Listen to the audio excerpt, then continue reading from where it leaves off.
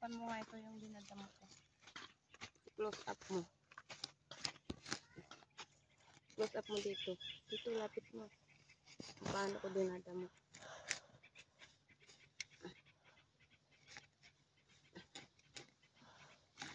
Tapos layo ka na. Dito ka naman siya.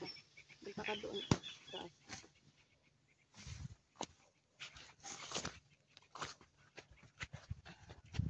Doon ka sa harapan ka.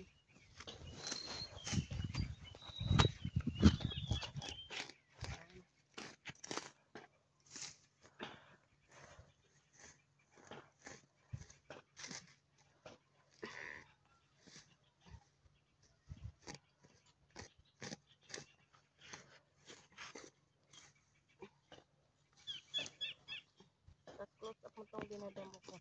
Ibaba mo yung video. Para matutukan itong damo dito. Sa lalim.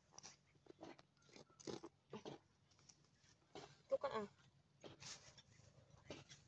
Ito ka. Ito ka ulit. Ilang minutes na yan? 1. Huwag kang tututok dito sa harapan ko. Dito sa baba umupo ka.